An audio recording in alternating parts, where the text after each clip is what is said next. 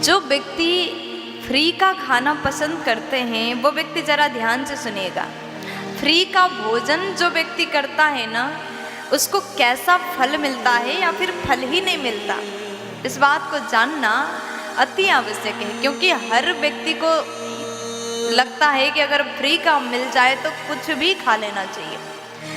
अरे कुछ लोग तो ऐसे भी होते हैं, फ्री का मिल जाए तो फ्री का तो जहर भी स्वीकार कर लेते हैं। लेकिन स्कंद पुराण में ऐसी चर्चा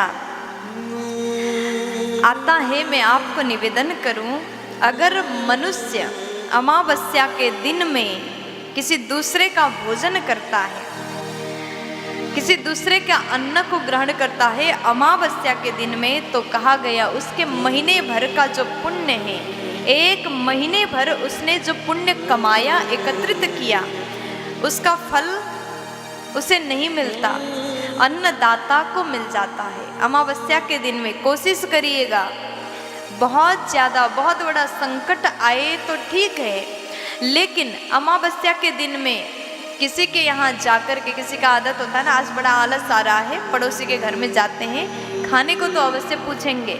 इस भाव से आप अमावस्या में किसी दूसरे के घर में जाकर के फ्री का खाने के लिए आप जाते हैं, तो आपके एक महीने भर का पुण्य जो है अन्नदाता को, जिसके यहाँ जाकर के अपने फ्री में खाए, उनको प्राप्त हो जाता है। तो जिसने ये बात को सुना तो अमावस्या में किसी के घर में भोजन करने मत जाइएगा।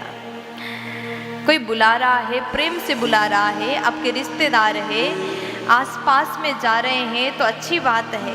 और कई लोग तो ये भी सोचते हैं कि चलो घर में खाना कौन बनाएगा, कौन बर्तन धोएगा, इससे अच्छा भंडारे में जाओ, वहाँ फ्री का खाओ, आनंद से घर आओ, सो जाओ। ये भाव से भी मत जाइए। जो इस बात को सुन रहे हैं ना, अमावस्या के दिन में अपने घर में बनाइए, ठाकुर जी को, भगवान जी को भोग लगा करके पाइए, अगर पुण्य चाहते हैं तो। लेकिन आपका मन है कि एक महीने का पुण्य किसी को दे दूं, तो आप जाकर के खा सकते हैं।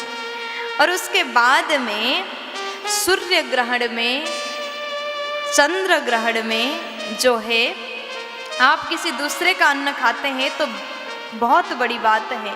12 वर्षों के जो पुण्य हैं, जिनके यहाँ भोजन किया, उनको ही जाएगा। इसलिए कभी आप मजबूरी में कहीं गए हैं, भंडारे खा रहे हैं, तो भंडारे के बाद दक्षिणा अवश्य दीजिएगा। अगर आप वहाँ भंडारे भी खाते हैं तो फिर भी आप मंदिर में भंडारे खा रहे हैं, तो किसी को बताए बिन आप मंदिर के दान पेटी में अपने मन से दक्षिणा डाल के आ सकते हैं, अगर आप पुण्य को नहीं खोना चाहते हैं तो। और आप किसी तीर्थ स्थान में गए हैं, चंद्र ग्रहण है, सूर्य ग्रहण है, तो भी आप दक्षिणा दे करके ही खाइए, मजबूरी है तो। लेकिन अपने घर में है तो वैसे चंद्र ग्रहण, सूर्य ग्रहण में तो भोजन ही नहीं करना चाहिए, भगवान का भजन करना चाहिए। अगर आपने ऐसा किया, किसी दूसरे का अन्न खाए, तो 12 वर्षों का पुण्य छीड़ हो जाता है, नाश हो जाता है।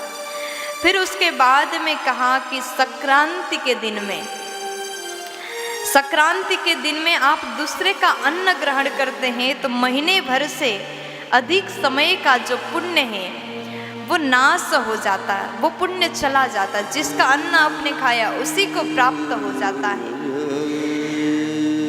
तो मैं आपसे बड़े प्यार से बोल रही हूँ, व्रत के दिन में ये कुछ समय है, इस समय अपना ही अन्न खाना चाहिए। व्रत के दिन में, या फिर आप तीर्थ में गए हैं, अध्ययन के कारण कहीं और गए हैं,